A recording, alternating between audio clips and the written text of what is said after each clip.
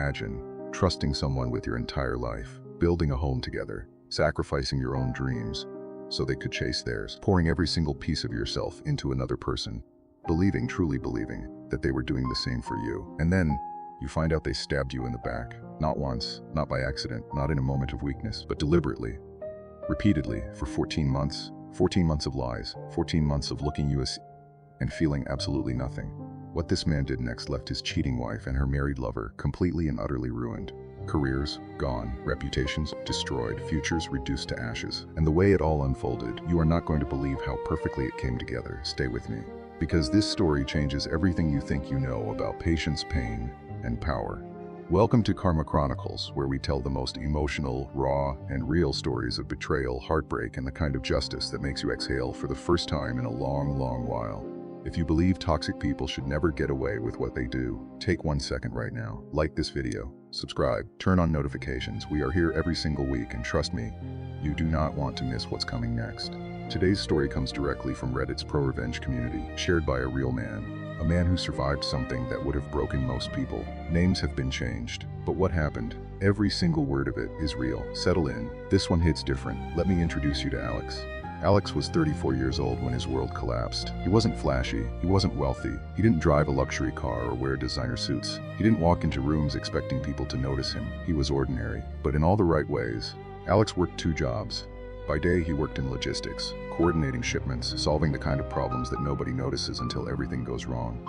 He showed up early, stayed late, never complained. By night, he drove delivery routes, through rain, through cold, through a level of exhaustion that settled so deep into his bones, he barely remembered what rested felt like. Why? For them, for the life he and his wife were building together. Sarah, even the way he used to say her name, it meant something. It wasn't loud love, it wasn't dramatic. It was steady, solid, the kind of love that doesn't shout, it just holds. Through everything, without condition, Sarah was beautiful. Not in a distant, untouchable way, but in a way that made a room warmer when she entered it. She was sharp, ambitious, driven in a way that Alex had always admired, even when he didn't fully understand it. She worked in corporate finance at a major firm, big accounts, bigger responsibilities. Alex didn't fully understand what she did, but he understood her, or at least, he believed he did. He cheered every promotion, listened patiently to every complaint about office politics, kept dinner warm when she worked late, stayed quiet on weekends so she could focus on her presentations. He believed in her ambition the way some people believe in faith, completely, unconditionally, without needing proof. They had been married for 9 years. 9 years of shared mornings and tangled conversations over coffee. 9 years of late-night talks about everything and nothing. 9 years of arguments over whose turn it was to do the dishes, and apologies before bed because neither of them could stand sleeping while something was broken between them. They had a savings account they called the Dream Fund. A bigger house someday, maybe a yard, maybe kids. Names they had argued over, gently, lovingly, without ever quite deciding. They had plans, they had a future. And Alex, hardworking, loyal, tired to his core Alex, had absolutely no idea that the woman he adored was slowly, deliberately, strategically dismantling everything he believed was real. Looking back, there were signs. There are always signs. It started with her wardrobe. New clothes appeared in the closet, subtle at first, then bolder, silk blouses, heeled boots, styles she had never worn, not even to major company events that actually mattered. He complimented her once, just casually. A gentle question wrapped in admiration. She smiled, said it was for a new client, a big account. Image matters, Alex. He nodded, of course it does. Then came the perfume, expensive, unfamiliar. Something that didn't smell like her, the her he had pressed his face into on 1,000 sleepy Sunday mornings. He had bought her a bottle one Christmas. She set it on the shelf and barely touched it. This new one, she wore every single day. Then her phone changed. It became guarded. She angled the screen away, stepped into other rooms to take calls, laughed softly at messages. Private little laughs she swallowed the moment she realized he was watching, followed by the quiet click of a thumb, deleting, always deleting. Just Richard from work, she'd say with a wave of her hand. Big project. You know how he is. He didn't know how Richard was, but he trusted her. And that was his first mistake. Because when you truly love someone, your mind works overtime to protect the story you want to believe. You build explanations around every red flag. You rewrite reality because the alternative, the truth, is simply too large to hold. She's stressed, she's ambitious, she's changing. People change. He loved her, he trusted her. And that trust, that fierce, unconditional, beautiful trust, was the very thing she was counting on. It was a Tuesday afternoon in early spring. Alex remembers everything about it. The way the light came through the kitchen window, the smell of coffee he'd made and forgotten to drink, the distant hum of a neighbor's lawnmower drifting in from outside. He was working from home, a rare thing, his laptop open on the kitchen table, and beside it, their shared iPad, the one they used for recipes and movies. The one that, without either of them realizing it, was still synced to Sarah's messages.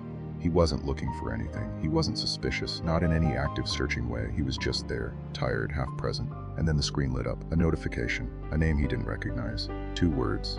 Miss you. He froze. Wrong number, he told himself. Work contact, something innocent. He almost looked away. And then the second message came. Can't wait until tonight. Hotel at 7. Same room. The air left the room. Slowly, unnervingly slowly. He picked up the iPad. His hands were steady. Eerily, impossibly steady, the way they sometimes are right before everything falls apart. He opened the thread, and what he found destroyed him. Hundreds of messages, hundreds, explicit photographs, hotel confirmations with dates and room numbers he could cross-reference in his own memory with perfect, nauseating accuracy. That was the night I made her dinner for our anniversary. That was the morning she kissed me goodbye and said she had an early meeting. That was Christmas Eve. And woven through all of it, cruelty, not the passive cruelty of distance. Active cruelty, deliberate, laughing cruelty. They called him the loser husband who pays the bills. They called him the wallet. They laughed about how hard he worked, about how easy it was to deceive him, about how simple he was. And woven through the mockery, plans, detailed, calculated, strategic plans. Once Sarah secured her upcoming promotion, the big one, the one that came with significant money and real leverage, she would leave Alex. They had discussed the timing, how to structure the divorce, how to make sure she walked away with maximum financial advantage. The man she was doing all of this with, her boss Richard, a senior executive at the company, married, mid-50s. A man who had sat across from Alex at company events, who had shaken his hand, looked him directly in the eye and smiled. The smile of a man with absolutely no conscience. The affair had been going on for 14 months. 14 months. Alex set the iPad down on the kitchen table, and then he sat on the floor. For 2 hours he didn't move. He read every message, every insult, every plan, every hotel receipt referenced in text, every casual cruelty, every moment she had kissed his forehead and whispered goodnight while actively plotting his financial destruction. He could have called her right then. He could have driven to that office building and made a scene the entire floor would have heard. He could have broken. Most people would have. But Alex was not most people. And somewhere in those 2 hours on that cold kitchen floor, somewhere between the devastation and the silence, and the terrible, clarifying rage, something shifted inside him. He didn't just decide to leave her. He decided to make sure they felt every single consequence of what they had done. Precisely, deliberately, completely. Here is what you need to understand about Alex. He was not a vindictive man. He was not someone who spent his life looking for ways to hurt people. He was good, he was ordinary. He believed in working hard and loving hard and doing the right thing.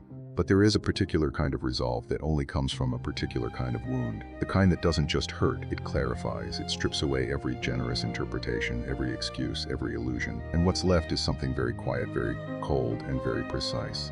Step 1. Say nothing. That night he made dinner. He set the table. He asked about her day. He laughed at something she said. He kissed her goodnight. She looked at his face, the face of a man she had been humiliating for over a year, and saw nothing different because he showed her nothing. That in itself required a level of discipline most people will never understand. Step 2. Build the case. Over the following weeks, Alex became methodical in a way that must have cost him everything to maintain. Every day he smiled at Sarah while quietly, systematically building the case that would undo her. He screenshotted every message, every photograph, every timestamp, every hotel reference. He cross-referenced dates with bank statements and began to see the full architecture of what she had been doing.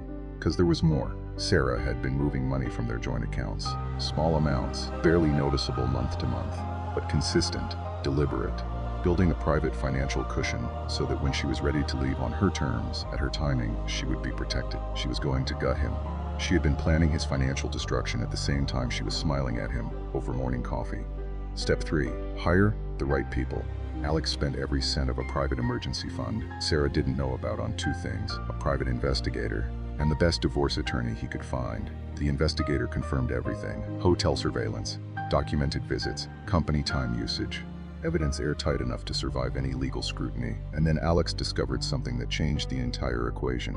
Richard's executive contract contained a strict morality clause: extramarital affairs with direct reports, immediate termination, violation of fiduciary duty, conduct unbecoming of a company representative. Sarah was Richard's direct report. 14 months of affair, conducted with a subordinate, on company time, using company resources, 1 credible complaint, and he was done. Alex's attorney reviewed the complete evidence package and said, and Alex has quoted this directly, "They handed you everything. All we have to do is use it." Alex chose a Thursday, a very specific Thursday. Sarah had a major presentation that morning. tied directly to the promotion she and Richard had built their entire escape plan around. She had been preparing for it for weeks. He let her wake up, let her shower, let her stand at the mirror, confident and completely unaware, putting on the perfume that wasn't hers. He made her coffee. She kissed him on the cheek and walked out the door. The moment her car disappeared from the driveway, Alex made 3 calls.